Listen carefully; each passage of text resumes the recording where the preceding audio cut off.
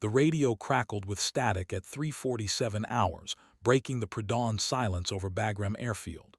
Major Kestrel Hawk Thorne sat in the briefing tent, nursing black coffee that tasted like motor oil, when the transmission cut through every other channel with the urgency of a prayer.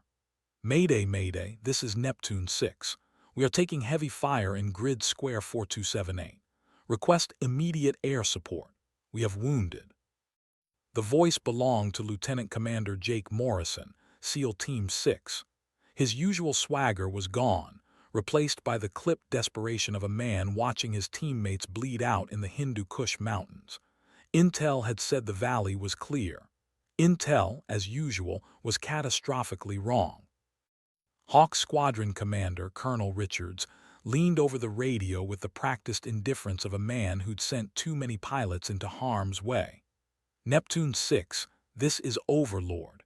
Air support is unavailable. Weather conditions are below minimums. Hold your position and wait for extraction at first light. The silence that followed lasted exactly 4 seconds. Then Morrison's voice returned, stripped of military protocol. Overlord, we've got 8 KIA and 4 critical. Taliban forces are moving up the ridgeline. We need CAS now, or we're all coming home in boxes. Richards didn't flinch. Negative, Neptune 6. Stand by for medevac at 600, out. Hawk watched the color drain from the communications sergeant's face. Outside, snow pelted the tent with the fury of an angry god, visibility down to maybe 50 meters. The mountains were a death trap for rotary-wing aircraft, and fixed-wing support meant threading the needle through valleys that claimed seasoned pilots on good days. This wasn't a good day. But sitting in that tent, listening to silence where Morrison's voice should have been, Hawk felt something twist in her chest. She knew those mountains, had flown them for 3 tours, mapping every ridgeline and draw while her male counterparts called her lucky instead of skilled. They said women didn't belong in combat aircraft, that she was just filling a quota. The same voices that now sat quietly, waiting for sunrise while Americans died in the snow. Hawk stood slowly, her flight suit rustling in the sudden quiet. She'd earned her call sign not from her surname, but from her hunting instincts, the ability to see prey when others saw only empty sky. Her Thunderbolt II, tail number 780654, sat on the flight line 200 meters away. The twin-engine beast was built for exactly this, saving lives when the odds were impossible and the mission was suicide. She looked at Richards, who was already shaking his head. But Hawk had stopped listening to men who confused caution with wisdom. The SEALs needed her, and she'd never left anyone behind. The radio crackled again. This time, it was her voice cutting through the static. 43 minutes after Colonel Richards declared air support unavailable, the distinctive whine of General Electric TF-34 turbofans echoed through the Shakar Valley. The sound bounced off snow-laden peaks like a promise of salvation, though no one on the ground could see the aircraft through the blizzard. The A-10's titanium bathtub cockpit protected its pilot from small arms fire, but it couldn't shield her from the weight of disobedience. Overlord, this is Hawk 17, entering the target area, she transmitted, her voice steady despite hands that trembled slightly on the stick. The heads-up display showed terrain features in ghostly green lines, but the real navigation was happening in her mind. A 3-dimensional map built from countless hours of studying satellite imagery and flying reconnaissance missions that the Pentagon called routine, and she called staying alive. The SEAL team's GPS coordinates placed them in a narrow valley where the mountains rose like cathedral walls on either side. Taliban forces had them pinned in a bowl-shaped depression, using the high ground to rain down automatic weapons fire. It was a classic ambush, perfectly executed except for one variable the enemy hadn't counted on: Hawk's refusal to follow orders. Her radio crackled with Morrison's voice, tight with pain and something that might have been hope. Hawk 17, Neptune 6, we're taking fire from multiple positions on the North Ridge. Grid 4278 Delta through Echo. How copy? Good copy, Neptune 6. I have eyes on your smoke. The purple marker had been invisible from altitude, but at 500 feet above ground level, threading between peaks in a blizzard, she could see the faint smudge rising from their position. Recommend you move to the south wall and get small. Danger close in 30 seconds. The A-10's GAU-8 Avenger rotated in its nose, mounting with mechanical precision. 7 barrels of titanium and tungsten, capable of firing 70 rounds per second of depleted uranium ammunition. Each round weighed nearly a pound and could punch through tank armor at 2 miles. Against human targets, it was divine wrath made manifest.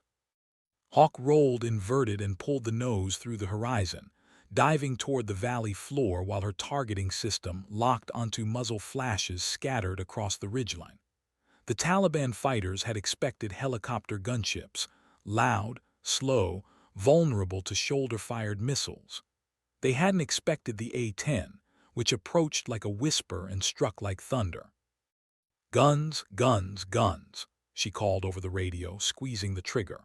The aircraft shuddered as the cannon spat death at 3,900 rounds per minute. 30-millimeter rounds stitched across the north ridge like deadly embroidery, kicking up geysers of snow and stone. The sound reached the valley floor 2 seconds later, a deep, throaty roar that every ground soldier knew meant salvation was at hand. But salvation came with a price.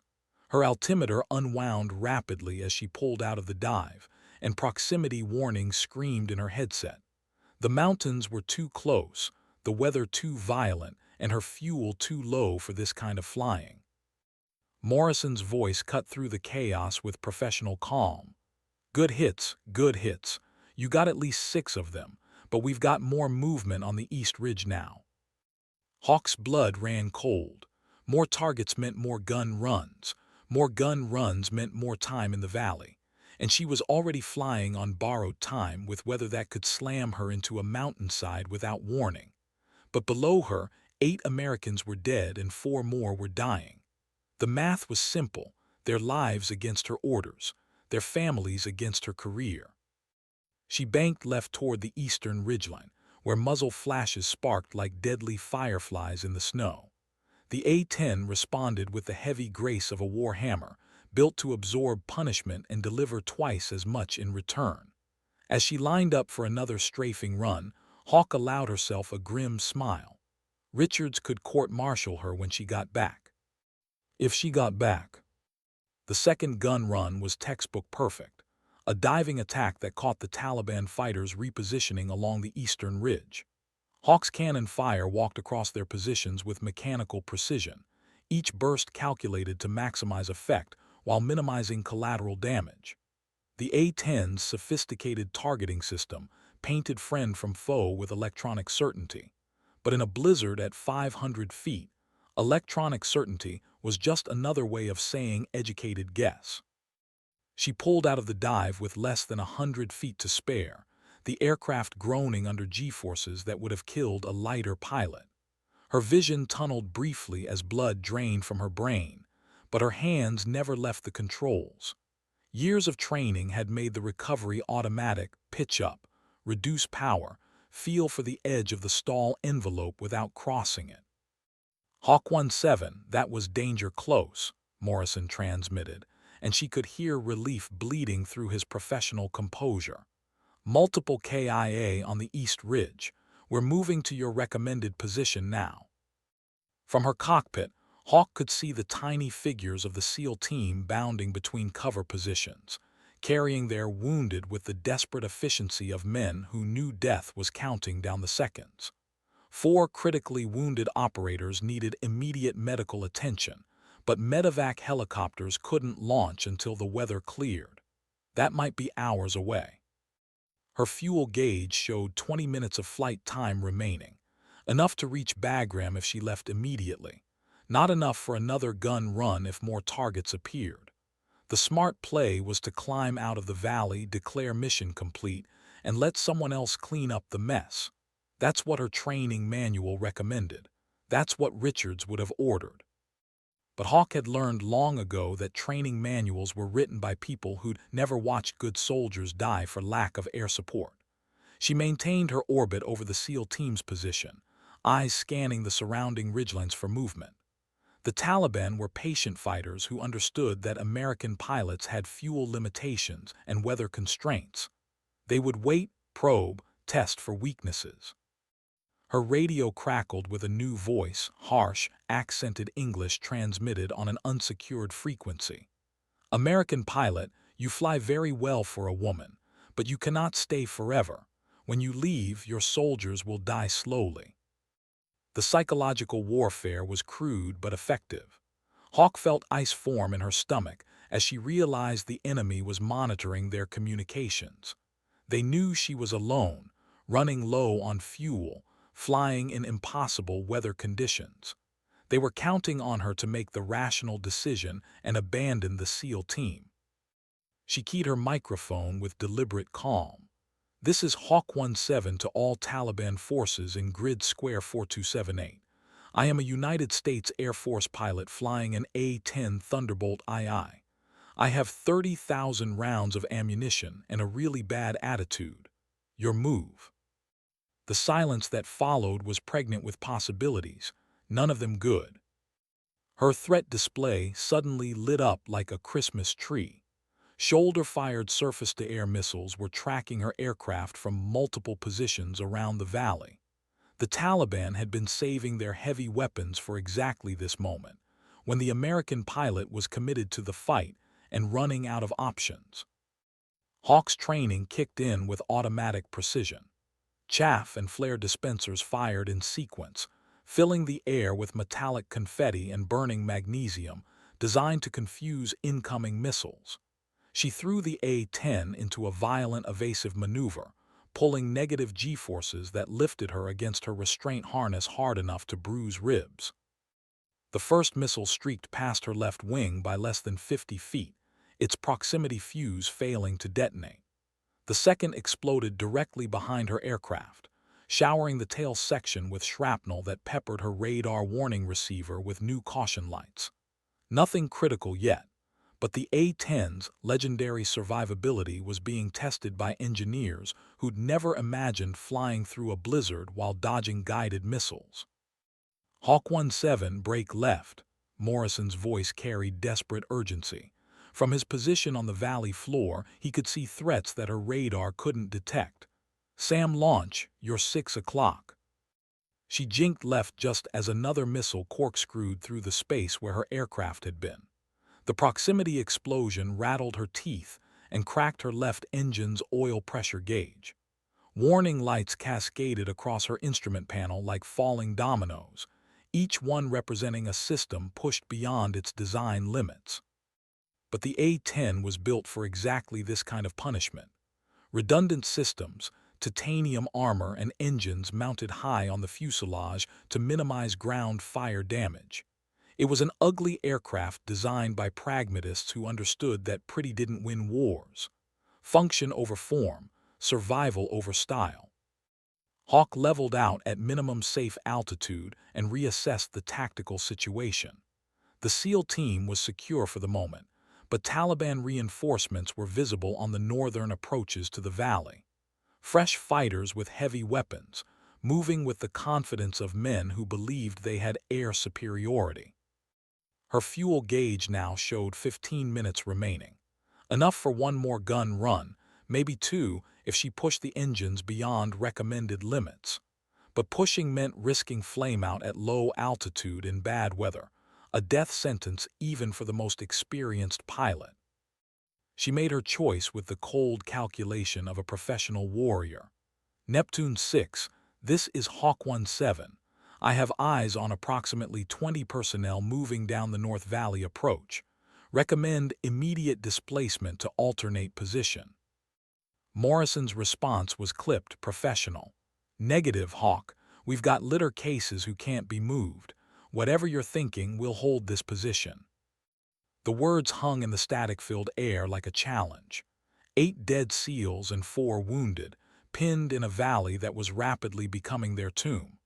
Above them, a single pilot with 15 minutes of fuel and a conscience that wouldn't let her leave.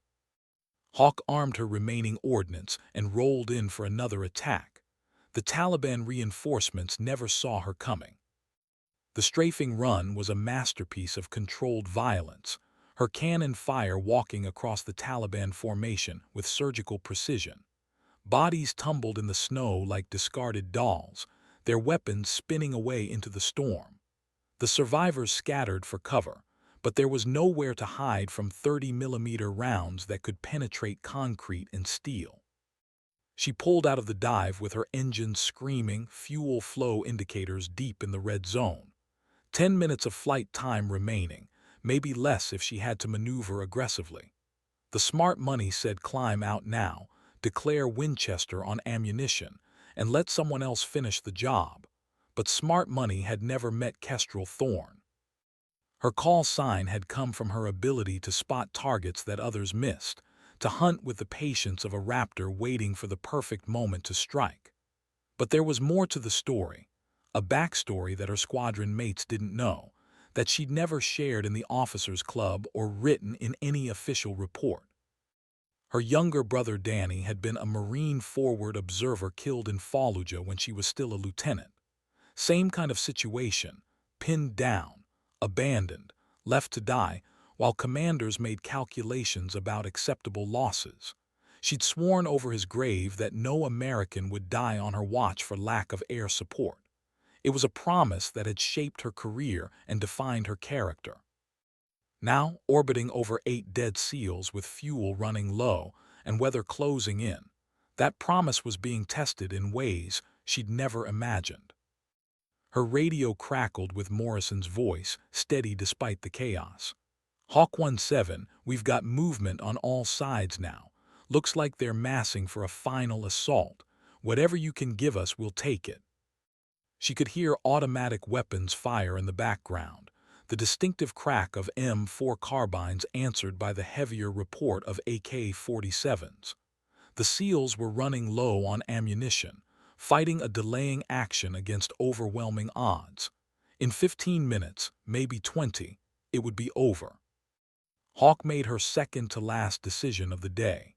She would stay until her fuel ran out, then attempt a dead-stick landing on the valley floor. It was suicide, but it was honorable suicide, the kind that earned posthumous medals and tearful speeches at military funerals.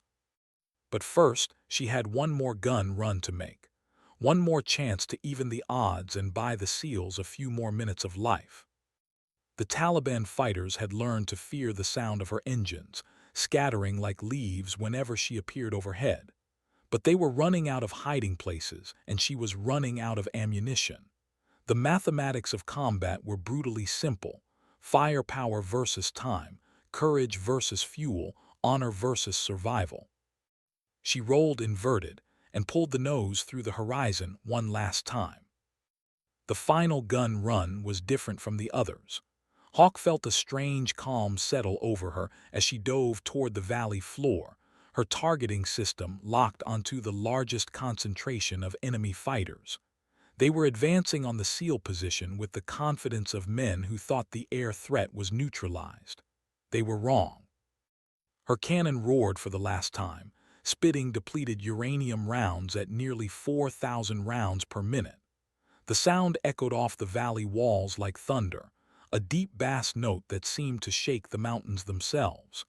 Taliban fighters fell in windrows, their advance shattered by the devastating effectiveness of precision close air support. When she pulled out of the dive, her ammunition counter read 0. Winchester on all ordnance, fuel state critical, weather below minimums for safe flight. By every rational measure, her mission was complete. She had expended her weapons, exhausted her fuel, and bought the SEAL team precious time. Honor demanded that she attempt to return to base while flight was still possible. But honor was a flexible concept when Americans were dying in the snow. Neptune 6, this is Hawk 17.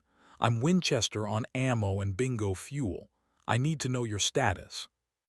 Morrison's voice carried the weight of command and the weariness of prolonged combat. Hawk, we've got 4 KIA in the last exchange, 6 wounded including 3 critical. We can hold this position maybe another 10 minutes, then it's hand-to-hand. 10 minutes. Her fuel gauge showed 8 minutes of flight time remaining under optimal conditions. Not enough to reach Bagram, barely enough to clear the valley and find a place to put the aircraft down. But the SEALs needed those 10 minutes, needed someone watching over them even without ammunition.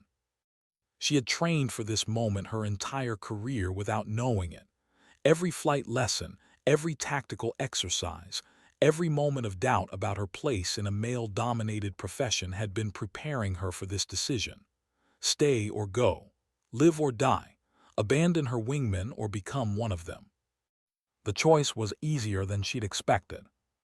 Neptune 6, Hawk 17, I'm staying on station. No ordnance remaining, but I can still spot for you and serve as a deterrent. The bad guys don't know I'm Winchester. It was a bluff with potentially fatal consequences. The Taliban forces would eventually realize she was no longer shooting, and when they did, their final assault would be swift and overwhelming. But sometimes a bluff was all you had. Her fuel gauge showed 7 minutes remaining when she made her decision to land. The valley floor was a carpet of virgin snow broken by rocky outcroppings and the dark smudges where her cannon fire had found targets. It wasn't a runway by any definition, but the A-10 was designed to operate from rough field conditions. If she could find a straight stretch of relatively flat ground, she might be able to put the aircraft down without killing herself in the process. Of course, landing meant becoming a ground combatant with nothing but a sidearm and survival training. It meant joining the SEAL team in their desperate last stand, adding one more body to the defensive perimeter but no additional firepower. From a tactical perspective, it was suicide. From a moral perspective, it was the only choice that let her sleep at night. If she lived to see nighttime. The landing approach was a controlled crash disguised as aviation. Hawk configured the aircraft for minimum speed, gear down, flaps at full extension, engines spooling down to conserve the last drops of fuel. The A-10 descended through the storm like a wounded bird, bleeding altitude and airspeed in equal measure. She could see the SEAL team's defensive position below, a rough circle of snow-covered rocks where muzzle flashes sparked in the gathering darkness. They were surrounded on 3 sides by Taliban fighters, close enough now for hand grenades and small arms fire. The 4th side opened onto a steep drop-off that made retreat impossible. Perfect place for a last stand, terrible place to land an aircraft. Her main landing gear touched snow at 90 knots, sending up geysers of white powder that immediately obscured her vision. The aircraft bounced twice, settled, then began sliding sideways as the nose wheel dug into a concealed depression. For a moment that lasted forever, she thought the A-10 might flip over, crushing her in the cockpit and leaving the SEALs without even the illusion of air support. But the Thunderbolt II lived up to its reputation for toughness. The aircraft slewed to a stop 40 meters from the SEAL position, nose buried in a snowdrift but otherwise intact. Hawk shut down both engines, secured her ejection seat, and prepared to become an infantry soldier. She grabbed her survival rifle, a folding stock M4 carbine with 3 magazines of ammunition, and popped the canopy. Arctic air hit her like a physical blow, instantly freezing the sweat on her face and stealing the breath from her lungs. The temperature was somewhere south of -20 Fahrenheit, and that was before factoring in the wind chill. She vaulted out of the cockpit and dropped into knee-deep snow, immediately sinking to her thighs. The survival suit provided some insulation, but it was designed for short-term exposure while awaiting rescue.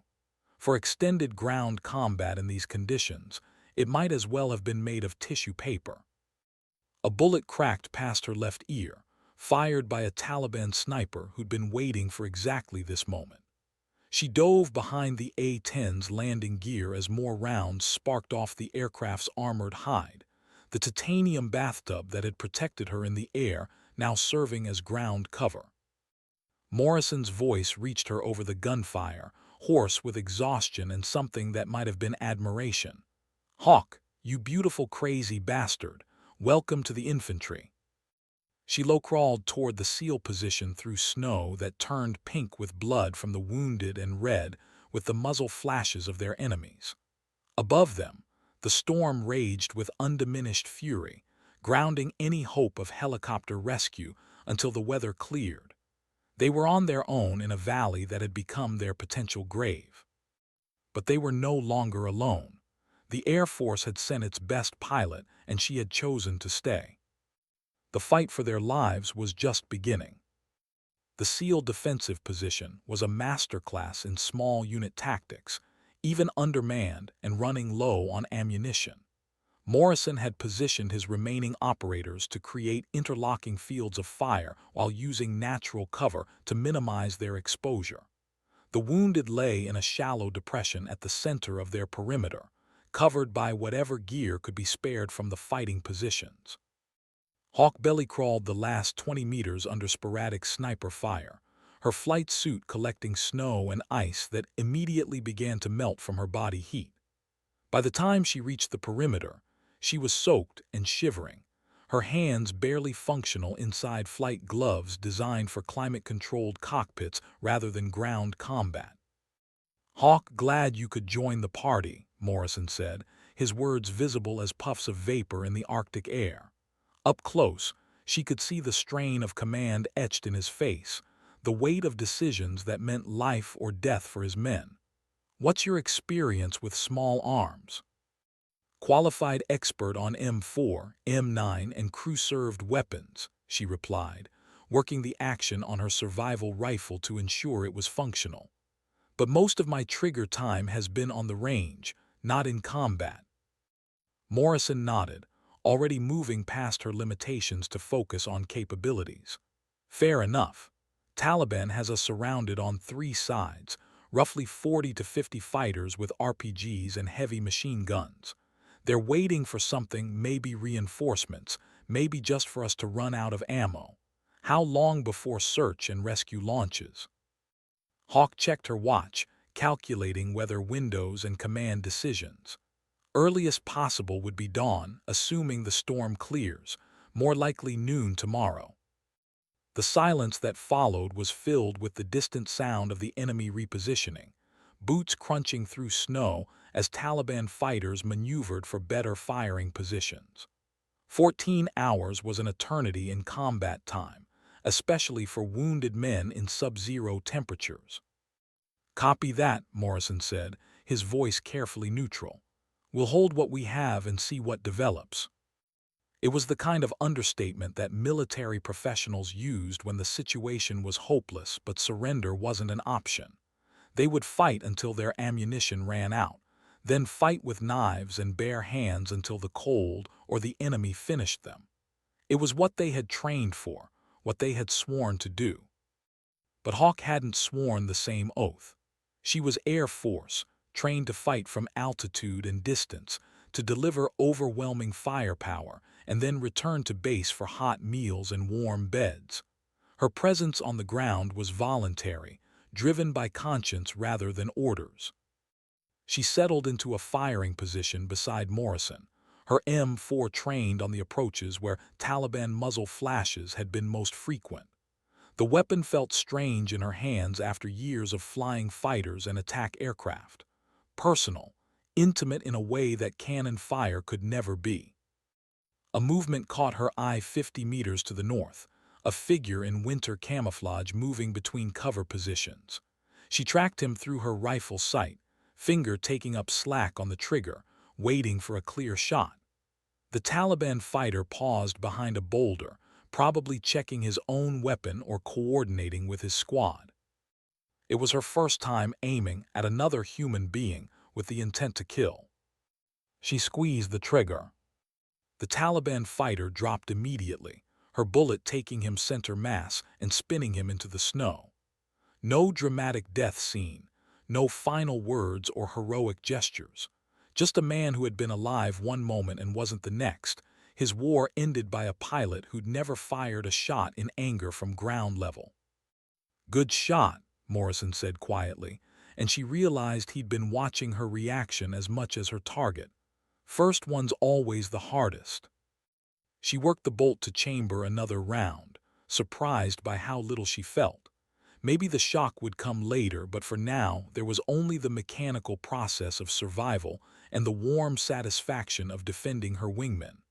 The Taliban fighter had been trying to kill Americans, and now he wasn't. The mathematics were that simple. But the enemy had noticed her muzzle flash, and return fire began impacting their position with renewed intensity. Bullets whined off rocks and thudded into snow, some close enough to spray ice crystals across her face. The Taliban were probing for weaknesses, testing their defensive positions with exploratory fire. Morrison keyed his radio, speaking to operators she couldn't see. "All Neptune stations, this is 6. Conserve your ammunition and pick your shots. We've got a long night ahead." The temperature dropped another 10 degrees as full darkness settled over the valley. Without the warming effect of sunlight, even the minimal heat generated by their bodies began to dissipate into the storm. Hawk could feel hypothermia beginning its deadly work, sluggish thoughts, numb extremities, the insidious drowsiness that preceded freezing to death. She forced herself to move, flexing fingers and toes, maintaining circulation through sheer willpower. Around her, the SEALs were doing the same, their survival training evident in every small action designed to preserve body heat and combat effectiveness. The Taliban understood the effects of cold on their enemies. They were mountain fighters, accustomed to winter warfare in conditions that killed lowland soldiers. Time was on their side, and they could afford to wait while the Americans slowly froze to death in their defensive positions. But they had made one critical miscalculation. They assumed the air threat was neutralized, that the pilot who had landed among them was just another ground combatant with limited ammunition and no way to call for support. They didn't know about the emergency beacon in Hawk's survival vest, the GPS transponder that was broadcasting their exact position to military satellites overhead, or that her aircraft's radio was still functional, powered by backup batteries, and capable of reaching friendly forces hundreds of miles away. As the Taliban prepared for their final assault, Hawk was preparing a surprise of her own. At 200 hours, with the storm still raging and visibility near zero, Hawk made her way back to the crashed A-10. The aircraft sat like a wounded beast in the snow, its nose buried but its communication systems still functional. She climbed into the cockpit, grateful for the momentary shelter from the wind, and powered up the emergency radio system. The Taliban had sentries posted around their position, but they were focused on the SEAL perimeter rather than the disabled aircraft. In the darkness and blowing snow, she was effectively invisible as long as she kept her movements slow and deliberate. She tuned to the emergency frequency and began transmitting. "Mayday, Mayday, this is Hawk 17, aircraft down in grid square 4278. I have 8 friendly KIA and 6 wounded, surrounded by approximately 40 to 50 enemy personnel. Request immediate support, any station." The response was immediate. "Hawk 17, this is Overlord. We copy your Mayday. Be advised that weather is still below minimums for air operations. No support available until dawn at earliest." Colonel Richard's voice was carefully neutral, but she could hear the relief underneath his professional composure. His pilot was alive, her aircraft was down but recoverable, and the situation was contained. From his perspective at Bagram, everything was proceeding according to plan. But Hawk wasn't interested in his perspective. She was interested in saving American lives. "Overlord Hawk 17, I need you to patch me through to CENTCOM J3, emergency priority." There was a pause, filled with the static of encrypted communications and command decisions being made at light speed. Richards probably thought she wanted to request immediate extraction, to plead for helicopters to brave the storm and rescue her from the consequences of her disobedience. He was wrong. "Hawk 17, stand by for J3. A new voice came on the frequency, crisp with authority and impatience. "This is CENTCOM J3. Go ahead. Sir, this is Major Thorne, call sign Hawk 17. I am currently on the ground with a SEAL team that has sustained heavy casualties. We are surrounded by enemy forces and will be overrun within the next few hours unless we receive immediate support. Major, I understand your situation, but we cannot risk additional aircraft in current weather conditions. You will have to hold your position until conditions improve. Hawk took a deep breath, knowing that her next words would either save lives or end her career. Sir, I'm not requesting additional aircraft. I'm requesting fire support from offshore assets. The silence stretched for nearly 30 seconds. When the J-3 responded, his voice had changed tenor completely. Major, are you requesting naval gunfire support? Affirmative, sir. USS Nimitz is operating in the Arabian Sea, approximately 200 miles from our position. Her 5-inch guns have the range and accuracy to provide danger-close fire support if properly spotted. It was an insane idea, a desperate gambit that violated every doctrine of joint operations and risk management. Naval gunfire support was typically used against fixed targets with extensive preparation and safety coordination. Using it for close air support in a blizzard, with friendly forces less than 100 meters from the target area, was beyond dangerous. It was exactly the kind of innovation that separated competent officers from exceptional ones. The J-3 was quiet for almost a minute, probably consulting with his staff and running calculations that would either make history or court-martial material. When he returned to the frequency, his voice carried the weight of command decision. Hawk 17, stand by. We're checking availability and feasibility. She knew she had won when he didn't immediately reject the idea. 20 minutes later, as the Taliban began their final assault, the first 5-inch naval shells began falling from the sky like the wrath of God. The naval gunfire support was unlike anything Hawk had ever experienced, even from the cockpit of an attack aircraft. The shells arrived with no warning except the whistle of their passage through the storm, each one carrying 47 pounds of high explosive that detonated with earth-shaking violence. The first salvo bracketed the Taliban positions on the North Ridge, orange fireballs blossoming in the darkness like deadly flowers. The concussion waves rolled across the valley floor with enough force to rattle equipment and set her ears ringing even at a distance of 300 meters. She had returned to the SEAL perimeter just as the enemy began their assault, crawling through snow that was now churned with blood and brass casings. The surviving operators were down to their last magazines, firing single shots instead of the controlled bursts that had characterized the earlier engagement. Morrison looked up as she settled into position beside him, his face streaked with cordite and exhaustion. Please tell me that was ours. USS Nimitz, firing for effect, she replied, adjusting her radio headset to coordinate with the fire control team. I've got the freak if you want a spot for them. The SEAL team leader's grin was visible even in the darkness. Major, you are officially my favorite Air Force puke. Give me that handset.